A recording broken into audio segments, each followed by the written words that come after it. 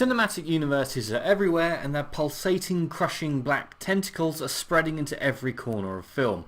I get that they make money and cross-advertise each other, but they are stagnant, bloated and bland to my mind. But both DC and the MCU worked for years in comic book form, so I don't blame them for bringing something that's worked so well into the world of cinema. The Dark Universe worked really well for over 30 years, so bringing it back into this era of cinema makes sense.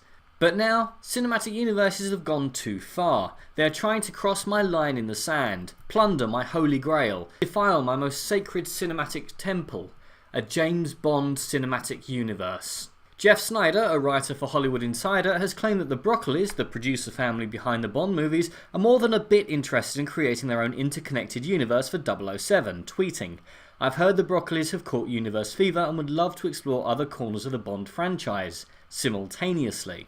He also claimed that Daniel Craig would return, adding, "I've heard he's coming back, but I guess we'll see."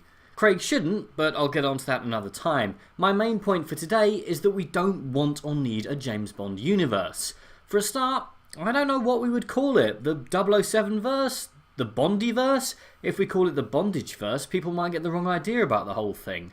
But sweeping that minor grumble aside, there simply isn't the material to sustain a universe. The MCU and DCU have hundreds of characters fleshed out over decades. Even the Dark Universe has dozens of characters, but how many people from James Bond can you name aside from the man himself? M? Q? Moneypenny? Would you pay to see a film about any of these people? There's always Felix Leiter, Bond's CIA/Pinkerton's contact, but do we really need another American secret agent saving the world? The most colourful people in Fleming's works, yes, of course I've read and known them all, are always the villains. Grotesque parodies of men and women with such wonderful names and personalities that they steal the spotlight effortlessly from Bond, who, as Fleming himself stated, "When I wrote the first one in 1953, I wanted Bond to be an extremely dull, uninteresting man to whom things happened. I wanted him to be a blunt instrument." Fleming also later compared him to a piece of cardboard. Sadly, Bond's license to kill and his willingness to use it means that recurring villains are somewhat rare, with the sole exception of Ernst Stavro Blofeld, who appears in 3 novels and is arguably Bond's greatest gift to film. But you can't make a universe out of 1 villain and 2 anti-heroes. Bond's characters at HQ aren't going to cut it, so what's left? The Bond girls? Yes, the Bond girls are amazing, and for the time the books were written are actually pretty feminist, with several being Bond's equal, possessing skills that he doesn't, and Rosa Klebb would have killed Bond in the books with a poison-covered knife in a shoe before Fleming decided to keep writing.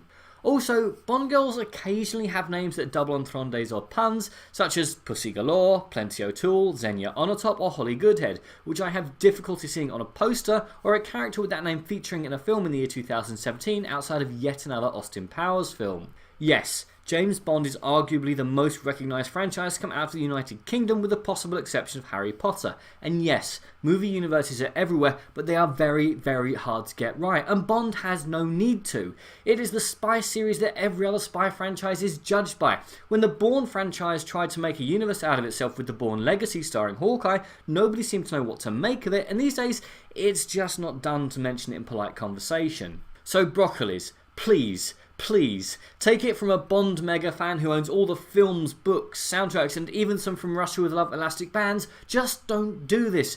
James Bond is not a character. He's wish fulfillment from a man who decided to disguise the 1943 Allied invasion of Sicily by getting the body of a tramp who had died from eating rat poison, dressing him as an officer of the Royal Marines, placing confidential documents on him, and then throwing the body overboard so it would be discovered by the Spanish, who would tell the Nazis what the documents said, so the Nazis would put their troops in the wrong place and we would have an easier time liberating Europe. Sorry, where was I?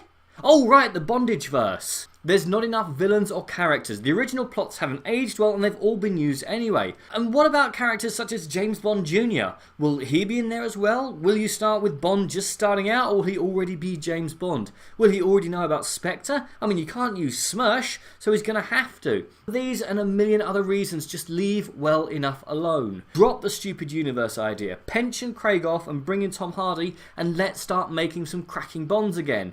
Or, if you can't get Hardy, I'm still available. I'm just as good and slightly cheaper. But what do you think? And what franchise do you dread being turned into a cinematic universe? Comment below, let me know. I'm Daniel. It's been a one on Earth. If you've enjoyed this video, please like, share and subscribe.